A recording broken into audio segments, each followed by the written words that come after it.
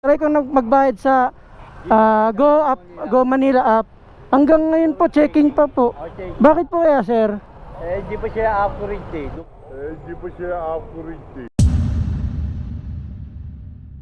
Parang walang kwenta rin pala yun, sir. Oo, Go Manila. Nire-recommend pa yung app na yon. Samantalang parang wala naman palang silbi yun. Dahil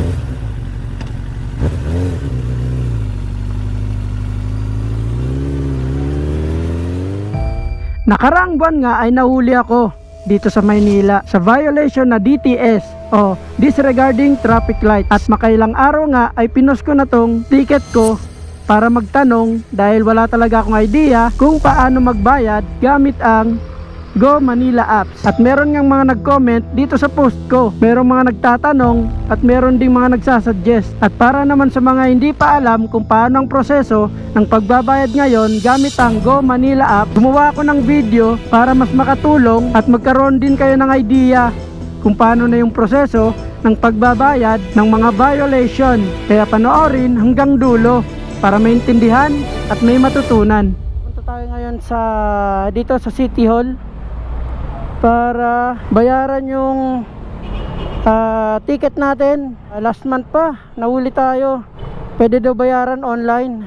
May sinabi sa akin na application para dito na lang daw bayaran, at kahit di na pumunta dito sa City Hall. 10 working days po yan, sir, ha? Pwede niyong bayaran po sa Go Manila po, sa Gcash po. Saan po yung Gcash pwede? Go Manila po. Go Manila po ang app na Kailangan mag-download ng Go Manila. Opo. Kaya naman sinubukan ko, pero ang lumabas checking lang nung nag-fill up na ako para bayaran. Kaya nagantay pa ako ng mga 1 week. Sabi nung nakahuli sa akin is, di ba, 10 days. So lagpas-lagpas niya nga, kakantay ko nung checking update. Kaya ngayon pinuntahan ko na dito kasi nangangamba ako na baka pumatong-patong yung penalties natin, lumaki. Kaya dito magtatanong tayo, yung mga nakakaalam. Ito, tanong natin dito sa enforcer. Sir, tanong ko lang po, nagbayad, nahuli po kasi ako, tapos natikitan ako.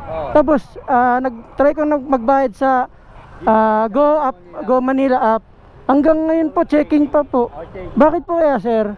Hindi pa siya accurate eh. Doon ka na lang ba siya? Ganon. So parang walang kwenta rin pala yun, sir. Oo, Go Manila. Lagpas pa naman yung ano ko. Kailan ka ba nahuli? Nung ano pa, sir, last month pa inantay ko sing checking. Oo, penalty na yan. Kaya magkano kaya yun, sir? Depende, kung last month o ng March, Opo, March pa. konti lang yan. Kasi 10 days lang daw yun, sir. Kaso lagpas na. Wala, parking nga ron, tapos pasok sa loob, pagturo Dyan na, sir. Sige po. Dun, ha? Sige, sir. Sa kabilang gate, ha? Okay, sir. Salamat po. So ayun, confirm. Ano ba yan? Ba't kasi sinasabi pa ng mga enforcer na nakahuli, no, na nire-recommend pa yung app na yon, samantalang parang wala naman palang silbi yun. Dahil nga sabi nga ni sir, parang hindi pa accurate. So bakit nila nire-recommenda?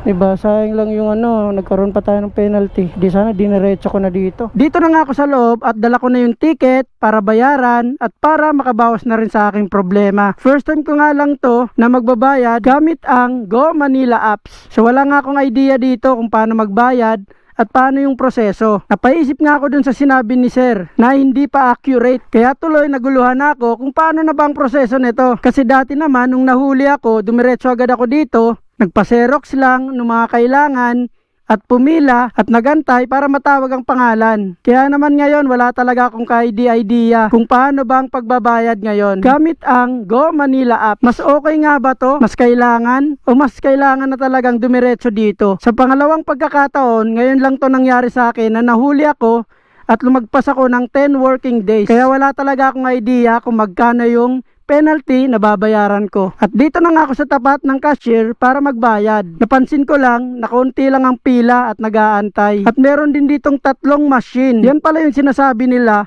na Go Up Manila machine. At dahil nga sa mga machine na to, napagtanto ko lang na ganito na pala yung proseso at kailangan na pala ang Go Manila apps. At hindi ka lang pala sa online.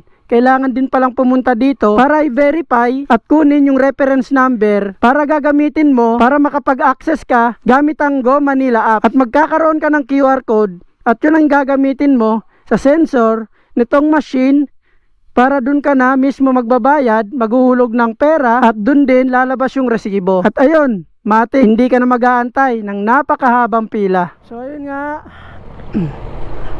nakapagbayad na tayo nung ating huli at may penalty nga tayo. Yung babayaran natin dapat is 1,000 lang. So dahil nga 10 working days lang yung palugit, ay naging 20 days tayo. So may 10 working days tayong nalagpasan, no? Kaya meron tayong penalty na 500. Grabe, ang laki, no? Tutusin, ang laki. Halos kalahati na dun sa binayaran ko na 1,000 na huli. 500 sa 10 araw na penalty. So ayun lang po.